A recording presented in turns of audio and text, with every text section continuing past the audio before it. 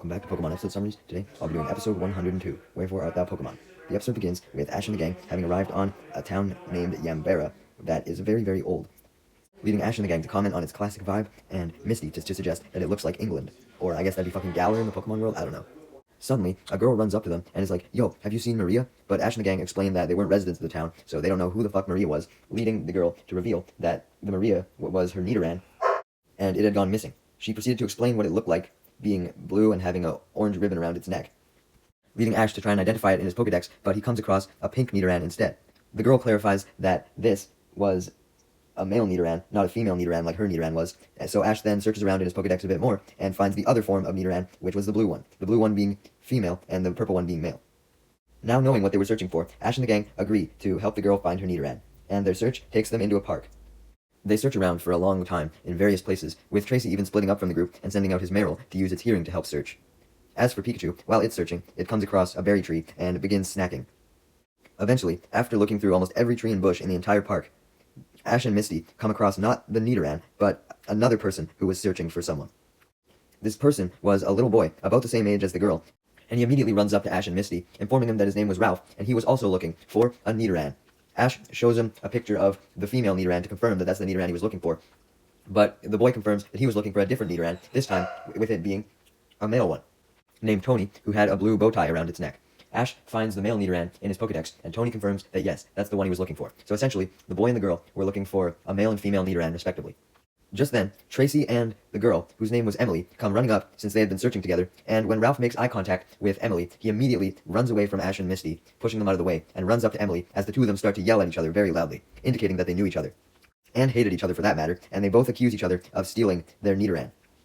This fight progresses into the two kids fighting each other with actual fucking sticks, having a sword fight, but then Tracy's Marill returns from its search and informs Tracy that it had picked up the sounds of Nidoran. Upon hearing this, the two kids immediately stop arguing and run after their Nidoran, instructing the Marill to show them the way, with Misty and Ash following. And unfortunately, Tracy is trampled by all of them, as he wasn't able to react quick enough to the two kids' spontaneousness. Tracy's Marill leads everyone to a flower garden, where they find the two Nidoran sitting together cuddling in some bushes, revealing that the reason why the two Nidoran had ran off was because they were in love with each other, and they wanted to spend some time alone together. Aww. The male Nidoran even hands the female Nidoran a rose. Damn, Pokemon love! Misty and Tracy are obviously aware at what was going on, as Tracy sketches them. Whoa, bro, do you like jack off the Pokemon fucking or something? That's kind of creepy. But as for Ash, he doesn't understand that the Pokemon are in love. He literally just thinks that they're playing like normal, because he's a fucking oblivious idiot. When the two kids arrive, though, they immediately put a stop to the Nidoran's love, as they pull them away from each other, and insult the other's Nidoran, claiming that theirs was better. The two trainers, not wanting their Nidoran to be in the sight of what they thought was a far less superior Nidoran, drags them away, and they each go back to their houses, in opposite directions, as Ash and the gang watch. Unbeknownst to the kids, their Pokemon really loved each other and were really sad at the fact that they were being carried away from each other. With the kids' Nidorans now being returned to them, Ash and the gang make their exit as they go to a local sandwich shop in town. However, they ask the chef if he knows anything about the kids, wondering why they hated each other so much. The sandwich shop chef then reveals Ralph and Emily's backstory. Essentially, they had known each other since they were very, very, very little kids, practically fucking toddlers, and they would always end up catching the same Pokemon, and they would enter these Pokemon into contests. And they developed a friendly rivalry with each other, becoming competitive and wanting to see whose Pokemon was better, despite them being the same Pokemon. No matter the Pokemon, though, whether it was a Vulpix, Pidgey, Caterpie, or Raticate, they would always end up simply tying with each other, never giving one of them a decisive victory. They eventually became fed up with this, especially when one of their contests, in which they both had their different Nidorans, ended up with both of them winning, even though their Nidoran clearly had a difference this time, being that one was male and one was female. This resulted in Ralph and Emily beginning to hate each other, even though their Nidoran, on the other hand, had immediately fallen in love the second that they met. The chef ends off the story by stating how bad he felt for the Nidoran being put in the middle of their trainer's feud, as now they couldn't fully join together in love like they should be able to. Ash and the gang then leave the sandwich shop and immediately find none other than Tony, indicating that he had run away again, running down an alleyway. So Ash and the gang decide to hurry, in fear that the Nidoran may be getting into trouble. However, as you may expect, the Nidoran's destination was not somewhere devious, but rather it just wanted to go find its love, and it did when it ran over to Emily's house and saw Maria looking at it through the window, and began to talk in Nidoran language, sweet nothings to each other. Ash and the gang were observing the two Nidoran talking from behind a bush, and despite it being pretty obvious, especially to Misty, what they were talking about, Ash was still clueless, leading Misty to call him immature for not knowing that two Pokemon were in love. Upon being called immature, Ash takes extreme offense to this, still not knowing why the Nidoran were talking. Like, really dude, Misty's right. Just then, Tony and Maria's sweet nothings are interrupted as Emily comes out onto the balcony and yells at Tony to go the fuck away, throwing a bucket of water on it. Ralph must have heard the water splash on Tony as he immediately runs over to Emily's house and finds Tony drenched in water, and angrily takes him back to his house to make him feel better. How was he able to find Tony so quickly, you may ask? Well, it's because his house happened to be right next door to Emily's, so not only were they childhood friends, but they lived right next to each other. Seeing how the two kids just wouldn't let the Nidoran be in love together, Misty decided that she had to do something in order to help them. Ash doesn't see the big deal, as once again, he doesn't understand that the Nidoran are in love and are merely just friends, so he's like, well, they can still sneak off and see each other sometimes. I don't think we really have to do anything here. Misty calls him a baby, referring to both his intelligence and his lack of knowledge on love, causing Ash to feel extremely insulted yet again that Misty thought so low of his intelligence. Meanwhile, as for Team Rocket, they were spying on Ash and the gang through the bushes, and they wanted to steal the Nidoran. Surprise, surprise. Their plan was simply to wrap the Nidoran up in a gift box and give it to their boss as a present. But Jesse then realized that they needed a better fucking plan than that. They actually needed a goddamn plan, you know? So they proceeded to just stand in the bushes and think, not making action yet. Anyways, back with Ash and the gang, Misty had decided what she was going to do. When Ash and the gang arrived at a Pokemon Center for the night, she immediately went into one of the rooms and began writing. Ash asked her what she was writing about, leading her to reveal her plan. She was going to write a letter to both Emily and Ralph, disguised as being written by one another. So, essentially, she was writing a letter for Ralph that was written to be coming from Emily, and she was writing a letter to Emily that was written to be coming from Ralph, and both of these letters would have the kids declare their love for each other, which would hopefully convince them that they actually loved each other, and therefore, they would stop fighting, and the Nidoran could fall in love in peace. Misty then reveals that she essentially got this idea because she figured that Emily and Ralph actually did love each other, and they were just fighting because they were in love. You know, like how kids usually do. Like, you know how, like, when you're in, like, grade 5 and you have a crush on someone, and then you, like, try and prank them as a result? Yeah, she essentially thought it was a situation like that. So it would be easy to make them fall in love with each other, since they already were. They just didn't want to admit it. Tracy then walks in, having heard Misty's plan, and remarks how the situation of the kids just fighting because they loved each other was similar to Ash and Misty, insinuating that Ash and Misty always fought each other because they loved each other as well. Ash and Misty immediately tackle Tracy to the ground when he suggests this, in pure refusal of this suggestion. Although, doesn't this just further prove his point, maybe? Ash and Misty shippers, where you at? Meanwhile, while scheming, Jesse came up with the idea to essentially convince the two Nidoran that the only way they could be together was with Team Rocket's help. They were going to do this by essentially having Meowth go up to both the Nidoran's windows and say, like, yo, you want to be with the other Nidoran? Well, we can make that happen for you if you come along with us. So basically, they just wanted to manipulate them. Just thinking about the two in-love Nidorans makes Jessie have PTSD, though, as she recalls all of the boys that she had ended up either scaring away or losing, and this causes her to essentially break down crying, leading Meowth and James to do their best to comfort her, insulting the guy, thinking that Jessie was mad at the guys for rejecting her, but Jessie simply responds by hitting them and telling them to get to work and capture those Nidoran, implying that she still had feelings for the guys that rejected her. Meowth, not wanting to get hit again, goes along with Jessie's plan and proceeds to go up to both of the Nidoran's windows and try and manipulate them into coming with Team Rocket, stating that the only way that the two Nidoran could be together was with Team Rocket's help. However, Meowth gets denied, even though the two Nidoran were deeply in love with each other, as they didn't want to disobey their trainers, knowing that their trainers would get mad if they left in the middle of the night. Oh, so now they weren't going to try and run away. Okay, but anyways, when Meowth informs Jessie and James of this, Jessie gets pissed off and declares that that means that they have to go with plan number 2, being just to simply steal the Nidoran, as they usually would. The next day, Misty reveals that she had written in the letter instructions for Ralph and Emily to meet each other in the park. So, Ash and the gang immediately headed to the park and hid behind a tree, waiting for the two kids to inevitably show up and confront each other about the letters that they had received, not knowing that they were, of course, from Misty. While they were waiting, Misty then revealed that not only had she written letters, but she had also gotten Emily a bouquet of flowers and Ralph a toy airplane, framing them as gifts from one another to further make them believe that they were in love with each other. Just then, though, the two kids arrived at the park like Misty had planned, but they immediately started arguing. And ironically, these gifts that Misty had got actually were the reasoning for this argument, because it turned out that Emily had a severe allergy to the flowers, and Ralph was extremely scared of flying.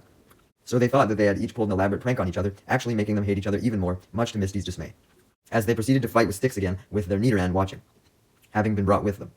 Their fighting was then interrupted, though, as Team Rocket, disguised as a bride and groom, likely due to the theme of love going on, walked into the park as if they had just gotten married and were doing their walk down the aisle together. Ash and the gang and both the kids immediately congratulate the couple on seemingly getting married, only for the couple to respond with a poem, which was so boring it was able to distract Ash and the gang and the kids so that Team Rocket could grab the Nidorans. With the Nidorans now in their possession, Team Rocket throw off their disguises, with James revealing that he was the one actually in the bride costume, likely to make the disguise actually better for once, and proceeded to state their motto about how they would successfully take the Nidorans, as a giant cake suddenly appears beneath them and rises up and then splits open to reveal the Meowth balloon inside, allowing Jessie and James to escape with Meowth and the Nidoran in the Meowth balloon, leading everyone to question what the fuck just happened, especially with the giant opening cake. Misty then angrily turns to the two kids, claiming that it was their fault that their Nidoran were now stolen, since they were fighting and were distracted from protecting them. The kids simply look down in disappointment, and before Misty can scold them any further, she is then alerted by Ash and Tracy, who had ran off to go confront Team Rocket, that they had found cans on the ground before they could even walk like 10 feet.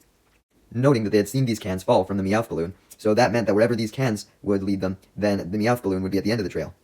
Once figuring this out, that was why Ash and Tracy had now returned to Misty and the kids so that they could all go together to track down Team Rocket and get back the Nidoran. When Ash and the gang show up, confronting Team Rocket, they state how Team Rocket should have been more cautious, as they clearly weren't, as they had only walked like for fucking 10 minutes before stopping to wrap up the Nidoran in special costumes to make them look more appealing for Giovanni, much to the Nidoran's annoyance. Team Rocket was so shocked that Ash and the gang were able to find them so quickly that they get distracted, and it allows the two Nidoran to begin making their escape, jumping from Team Rocket's hands. However, before they were able to make it back to their trainers, Jessie sends out Arbok and has it lunge at them, preparing to attack. Before the Nidoran can get attacked, though, the two kids order them to both use tackles on Arbok, which they manage to do, sending it flying back. Not wanting the Nidoran to get a 2-on-1 advantage for long, James then sends out his Victory Bell. However, the Victory Bell ends up being useless at the beginning, due to eating not James this time, but Jessie for some reason. The Victory Bell then eventually stops, though, but before it can get any attacks in, Emily's Nidoran, Maria, is able to scratch the Victory Bell. However, not all is positive, as the male Nidoran, Tony, then gets knocked back by Arbok's tackle. This causes Maria to get worried and run over to Tony to make sure he was okay, but as Maria checks on him, it allows Arbok to get up closer, along with Victory Bell, who tries to tackle Maria down, but thankfully, Tony is able to get back up and stop it due to sheer determination to save his lover. Maria then tackles Victory Bell, and Tony scratches Arbok, both of them able to get in hits. Much to Ash and the gang's amazement, as Tracy proceeded to sketch their battle movements, saying how they really knew how to battle on their own, even without barely any command from their trainers, as the two kids had only commanded them in the very beginning. Just then, though, things are looking pretty grim for Tony, as Victory Bell, likely due to not fully eating Jessie like it wanted, decides to try and eat Tony. Thankfully, though, Maria is able to jump in and tackle Victory Bell before it can do so. Seeing this move is what causes Ralph and Emily to realize that the reason why the Nidoran were doing so well was because they loved each other and they were fighting for each other, which gave them energy. Just then, though, Arbok uses Wrap to catch them both inside its coils, but the two Nidoran are very easily able to escape as they bite its coils and proceed to scratch and tackle both it and Victory Bell at the same time. The two kids then realize that they could help their Pokemon win by teaming up as well, and proceed to order them both to use Fury Swipes, shouting in unison, and blushing at each other in the process, revealing that Misty was right. They did in fact have deep hidden feelings for each other. They then do another joint attack, ordering the Nidoran to do a double kick as they kick in unison. The Nidoran oblige using the double kick to knock out both Arbok and Victory Bell, forcing Team Rocket to retreat them into their Pokeballs. Team Rocket didn't give up yet though, as they had a plan C, a good old vacuum. They were going to use the vacuum to suck up the Nidoran into their balloon. Unfortunately for Team Rocket though, even Plan C didn't work either, as Pikachu simply jumps off of a nearby tree to get into their balloon and thundershocks Team Rocket, with Misty sending out her Staryu to pop their balloon, sending them blasting off, and making them lose the vacuum before it could successfully suck up any Pokemon. As Team Rocket blasts off, Misty yells at them to not dare mess with Pokemon that were in love, and she then turns to the two kids, telling them that now they should fully see that the two Nidoran wanted to be together, and they should let them. Both kids do realize this, but they're still hesitant to let their Nidoran go off and be in love, as that would mean that they would likely have to give them up and let them go free. Tracy clarifies to them that they didn't necessarily have to give up their Nidoran though. Instead, they could build them a house next to both of their houses, and the four of them could all live in a little mini community together, like a family. The thought of starting their own family together makes both kids blush, once again confirming the fact that they did have feelings for each other as well, and that they would be happy to let their Nidoran be together, just like them. Misty informs Tony and Maria of this, excitedly telling them that they could now finally be together just like they wanted, leading the two Nidoran to share their first kiss. Right as they kiss, both Nidorans evolve into Nidorino and Nidorina, respectively, with Tony evolving into Nidorino and Maria evolving into Nidorina. Ash, Misty, and the kids simply congratulate them on their evolution, with Ash using his Pokedex on the Nidorino and Nidorina, but Tracy, on the other hand, was busy sketching, making sure to jot down every little detail of the evolution so he could figure out the cause of it. Did the Nidoran evolve because they gained experience from battling Team Rocket, or did they evolve because they kissed? Dude, if they evolved from a kiss, that's the most fucking bullshit evolution method ever. I'm surprised it's not in the games.